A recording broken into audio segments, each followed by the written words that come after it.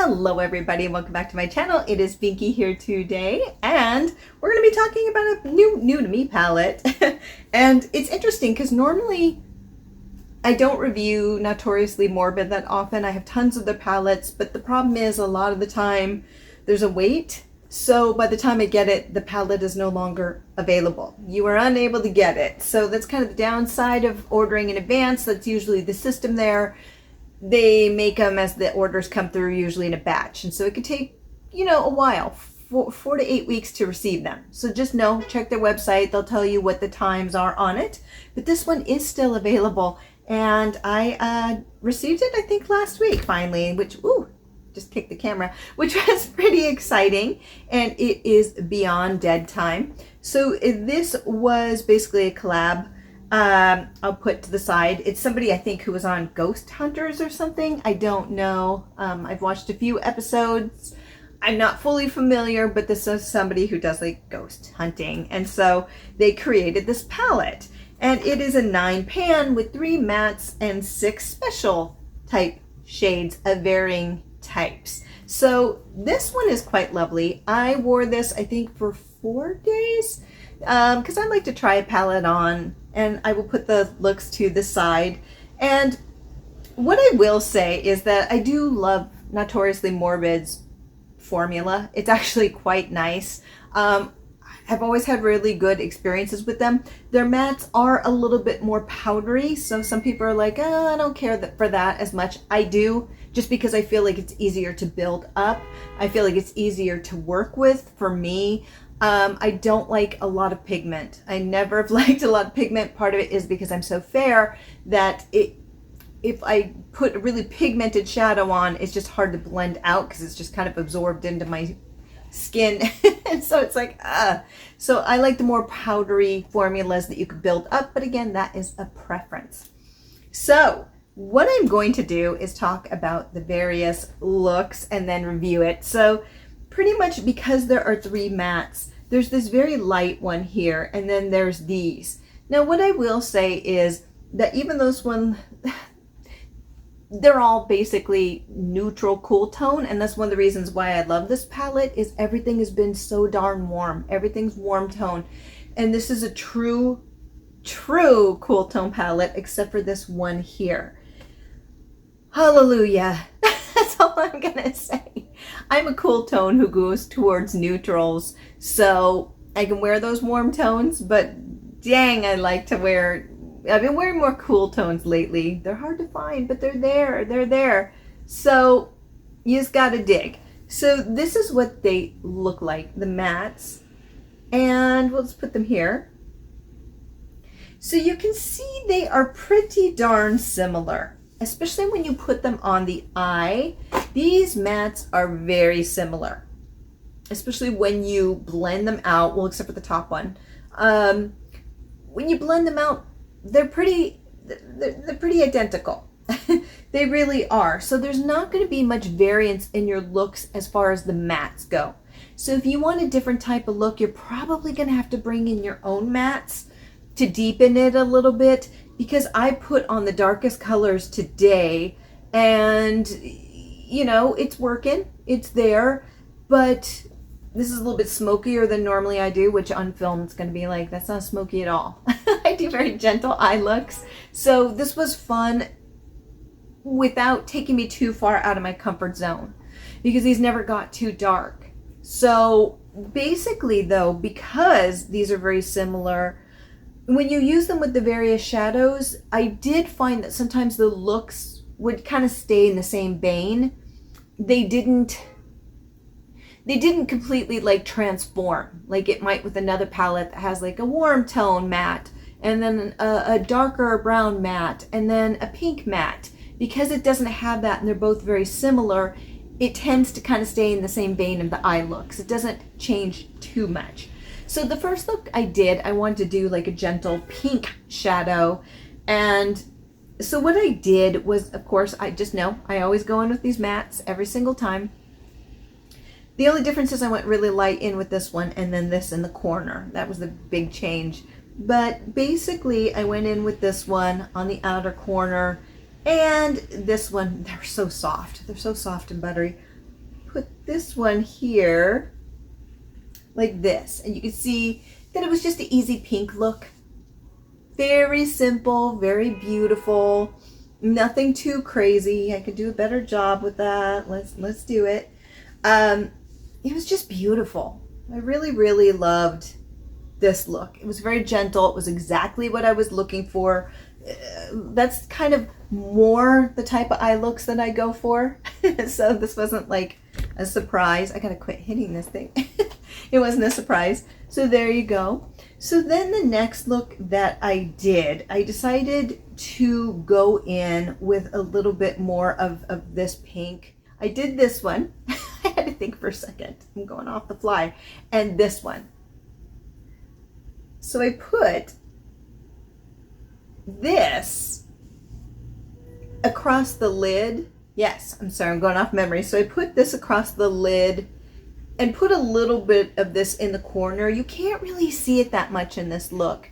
But then I was like, it needs a little bit more. So again, I went back in with this and just put a little bit of sparkle across the eye. I just felt like I just needed a little bit more because this one wasn't picking up as much on top of this one. But you really can't see the sparkles either much. But it was like this like purpley kind of look. And I really enjoyed that. I was like, okay, I really, really like this. It's very pretty. And I was like, okay, done. Love it. So then I decided, let's go in with just the mattes and then put this on top of it. I was obsessed with the sparkly shade here. The sparkly shade here, I was obsessed with. So I put it over the mattes. And I don't have a picture. Actually, I have a video from something else I filmed. So you can see it here playing. Loved it. Loved this look. This one, I loved it. I love anything with this on top of it. I would even wear this one alone. I would wear this one alone and just do mascara and eyeliner and a lipstick and be done. Because this you just put all over the eye. It is gorgeous. This is like my favorite. I know some people are like, that's boring. No, it's not. It's beautiful. Oh, that sparkle though. So then today we have this look, and I decided I wanted to do something a little bit more, I tried to do kind of a halo eye. I'm not a halo eye kind of gal, but I try to do a little bit of that. Again, you go in with these, and then I put this one across the full lid. There we go. I put that one across the full lid.